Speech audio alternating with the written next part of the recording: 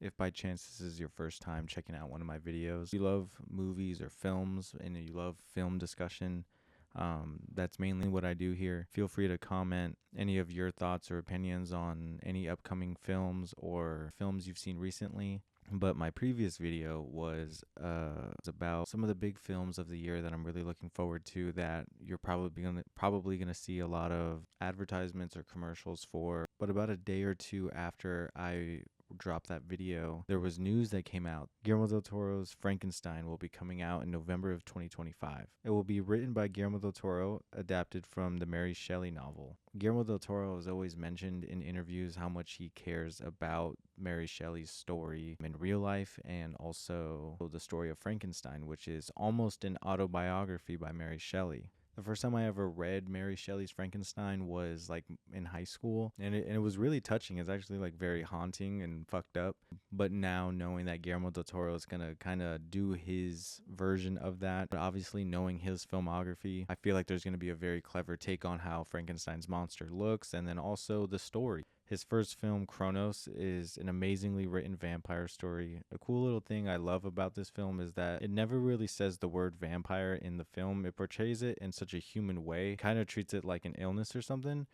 It's a great small budget directorial debut with really good special effects that I'm not really sure how to word this, but like because of the minimalist like approach to it, it almost seems real. It feels like a more human vampire story. Guillermo del Toro actually started his career as a makeup artist. He actually met his wife in film school, I'm pretty sure, and they were both makeup artists, and they went on to start on their own makeup production studio. It's a super dope story. Guillermo del Toro is a super inspiring filmmaker and is always like a huge advocate for genre and horror and storytelling. It's just super dope that he's trying to show the world with the platform he has that there's a lot more heart than people know in fantasy or horror. Kronos is actually streaming on HBO Max, so I highly recommend checking that film out. It is in Spanish, so if you just suck it up and get past the subtitles, I promise you it's really good. There is actually some parts with Ron Perlman trying to speak Spanish in that film, and it's really funny because his Spanish is really bad, but that's also like part of the character. So there are some English parts, but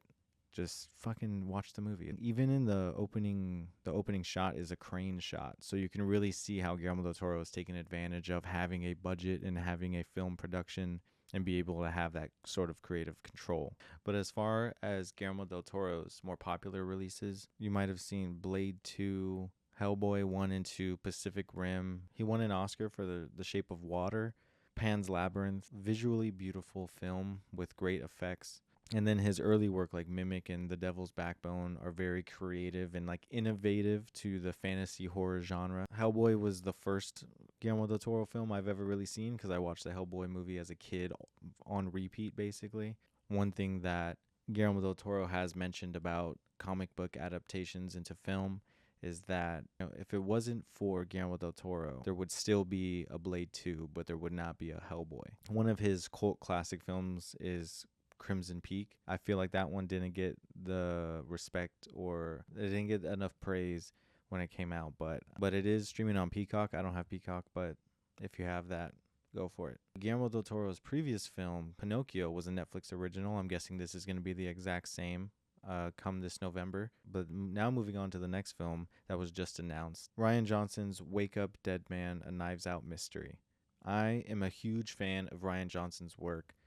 I love the first Knives Out film. I actually haven't seen the second one yet. I loved the first one so much that I kind of don't want to spoil it. I just kind of want to let the first one just kind of live in my mind as what it is. I'm not a fan of sequels or into like franchising a story, but the way Rian Johnson is doing this is the way Agatha Christie would write her novels, like Murder on the Orient Express, Death on the Nile, and much more of her popular whodunit novels. Rian Johnson is capturing that genre of the whodunits. Murder on the Orient Express is one of my favorites, directed by Sidney Lumet, who's one of the greatest directors of all time. But what Agatha Christie does is she has this detective named Hercule Poirot. He's like a genius Belgian detective who solves mysteries. Someone dies on a train and there's a whole bunch of people who are suspects and they try to figure out who done it.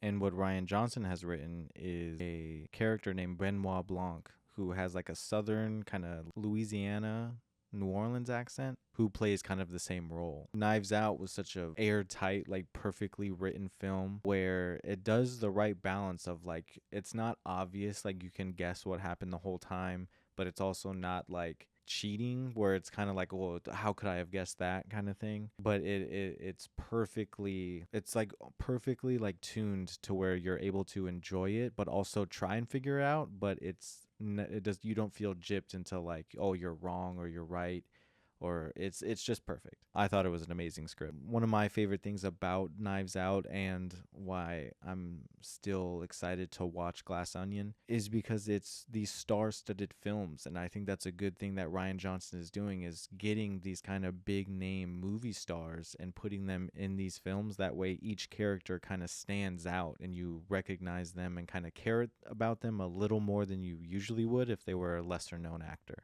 It's a really cool direction, and that's kind of why I'm not mad that he's making a franchise out of this, because he has a structure, he has a formula, and he's able to reuse it. But Rian Johnson is the kind of director where I don't think a formulaic film franchise can kind of get old. I think he's going to have twists and turns the same way Agatha Christie did her novels, where it was, you knew what kind of story was going to be told, but each one had its own little nuances, just things to make it more distinctive and not so boring and predictable. You may know Rian Johnson from Star Wars Episode 8, The Last Jedi. Wait, Episode 8? 7, 8.